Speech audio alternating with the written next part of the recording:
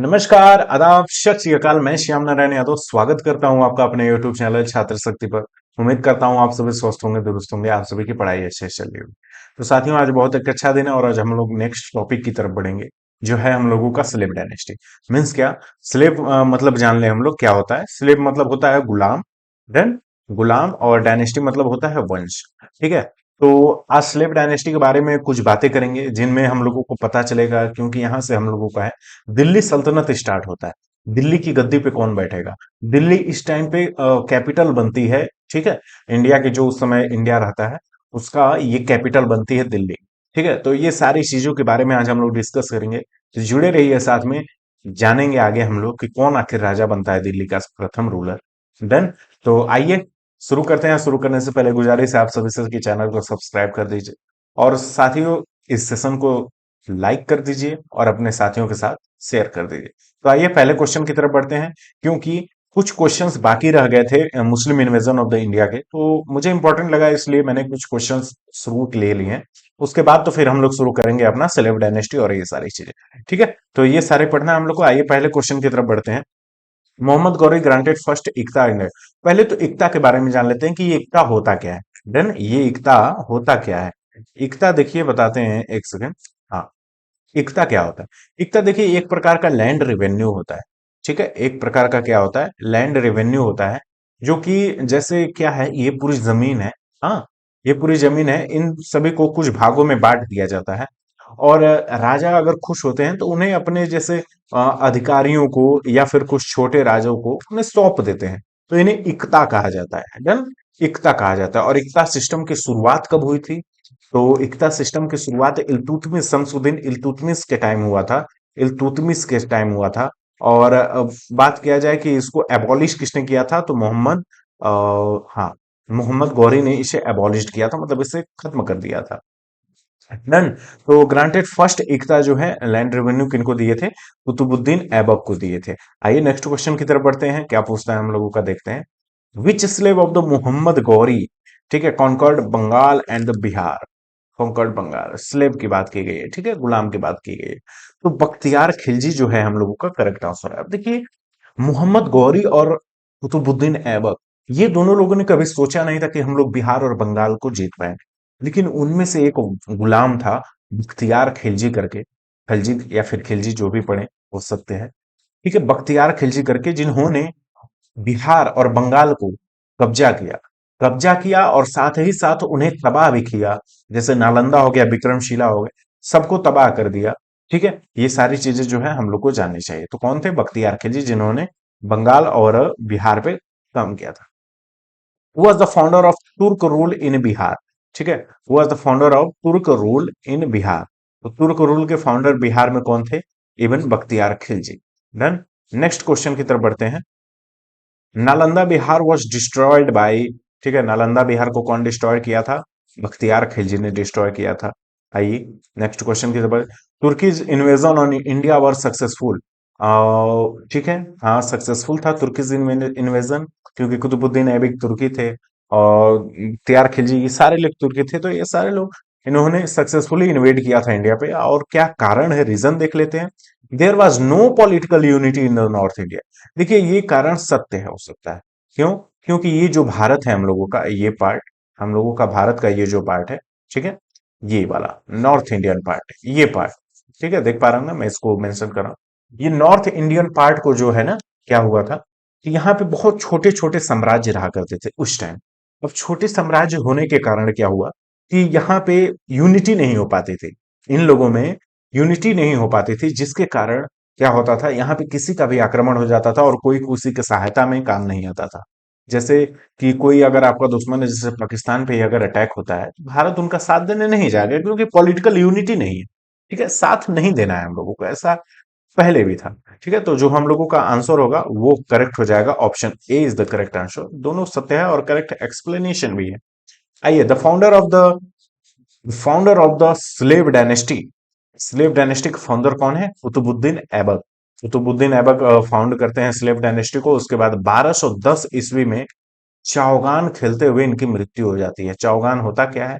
चौगान को पोलो बोलते हैं। ठीक है, पोलो खेलते हुए ये हॉर्स से गिर के, घोड़े से गिर के, ऐसी मान्यता है, हॉर्स से गिर कर, ठीक है, गिर कर इनकी मृत्यु हो जाती है, ऐसा मानना है। तो ये चीजें हम लोग को याद करनी चाहिए। आइए नेक्स्ट क्वेश्चन की तरफ बढ़ते हैं। The sultan of the Delhi सल्तनत इज नोन एज लाख बख्श। लाख बख्श मतलब जानते हैं? लाखों के दाता, लाखों के दाता। लाखों के दाता मतलब क्या? ये बहुत ही मतलब दानी हुआ करते थे। ये बहुत ही दानी हुआ करते थे, बहुत ज्यादा दान दिया था इन्होंने। कौन थे वो? कुतुबुद्दीन ऐबक। इन्हें इसीलिए इन्हें किस नाम से जाना जाता था? दूसरा, लाख बख्श के नाम से जाना जाता था। व्हाट इज द अढ़ाई दिन का झोपड़ा? देखिए, दो, एक कुवैत, यहाँ पे एक है कुवैत उल इस्लाम, और एक है अढ़ाई दिन का झोपड़ा। ये दोनों क्या है? मॉस्क्यू है। क्या है? मॉस्क्यू मीन्स क्या? मस्जिद है। ये दोनों मस्जिद है, मस्जिद है, ठीक है। ये दोनों मस्जिद है। और इन दोनों का जो है जगह जो है, वो पहले तो एक है दिल्ली में, एक है दिल्ली में, जो है कौन? Kuwait ul Islam. Kuwait Kuwait ul Islam जो मस्जिद है वो दिल्ली में है। और अढ़ाई दिन का झोपड़ा जो है वो हम लोगों का कहाँ स्थित है? अजमेर में स्थित है। अजमेर कहाँ? राजस्थान में स्थित है। ठीक है, इस चीज को आप लोग जरूर याद रखिए। तो ऑप्शन जो है हम लोगों का, option A is the correct answer, Delhi and the Ajmer. आइए नेक्स्ट क्वेश्चन की बात करते हैं। Who among the following did not contribute to building the famous Qutub Minar? देखिए, कुतुबुद्दीन ऐबक सर्वप्रथम यहाँ पे जो है शुरू करवाए थे कुतुब मीनार का।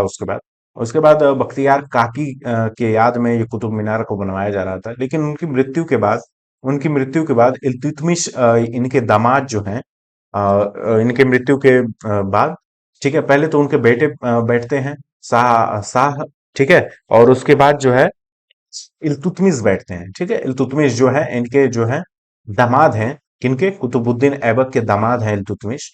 और वो जो है यहाँ पे कार्यभार संभालते हैं। और उसके बाद इनको पूरे जो कुतुब मीनार को इन्होंने पूरा किया था। कुतुब मीनार को इन्होंने पूरा किया था। और फिरोज शाह तुगलक ने क्या किया था? लाइटनिंग में क्या, कुछ तूफानों के बाद जो हम लोगों का ऊपर का चौथा फ्लोर था, फोर्थ फ्लोर, वो टूट चुका था, ठीक है। वो टूट चुका था। तो उसको इन्होंने रिकंस्ट्रक्ट करवाया।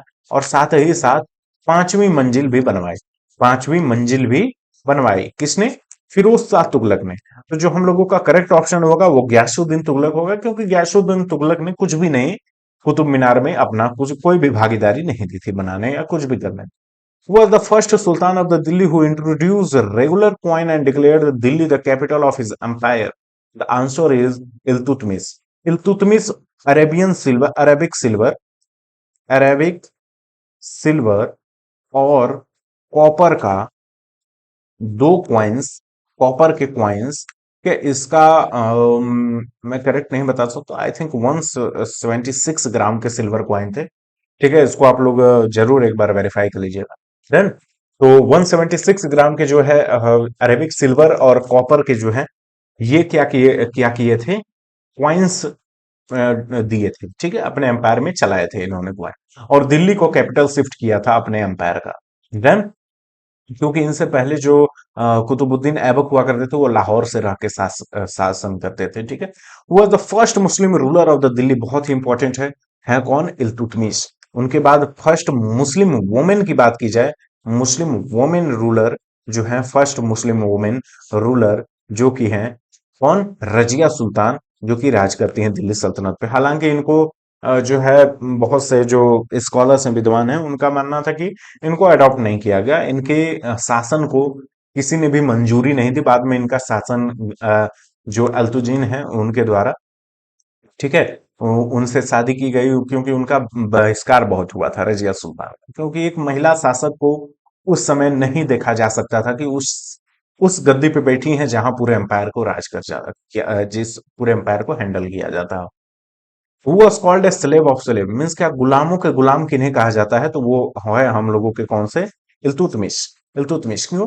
क्योंकि कुतुबुद्दीन ऐबक खुद एक गुलाम हुआ करते थे। उसके बाद गुलामों के गुलाम इल्तुतमिश, ठीक है। क्योंकि कुतुबुद्दीन ऐबक के गुलाम ही एक तरफ से हुए इल्तुतमिश, क्योंकि उनके ये दामाद हुआ करते थे। देन तो ये हम लोगों का करेक्ट इल्तुतमिश आंसर है, उन्हें स्लेव ऑफ द स्लेव भी कहा जाता है।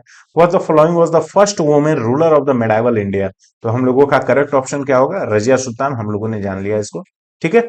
और उसके बाद और बातें की जाए, हाँ, तो रजिया सुल्तान की मृत्यु कब हुई थी, 1240 में हुई थी। देन 1240 में हरियाणा में इनको मार दिया गया था। ठीक है। किस किस बारे में, क्योंकि ये कुछ रिवॉल्ट कर रही थी। ठीक है, रिवॉल्ट कर रही थी, विद्रोह कर रही थी, तो उनमें इन्हें मार दिया गया था हरियाणा 1240। तो ठीक है, बस आज के लिए इतना ही। जुड़े रहने के लिए आप सभी का बहुत बहुत धन्यवाद। ठीक है, चैनल को सब्सक्राइब कर दीजिए, इस सेशन को लाइक कर दीजिए और अपने साथियों के साथ शेयर कर दीजिए। मिलते हैं अगले टॉपिक में पार्ट 2 के साथ। डन। तो आज के लिए जय।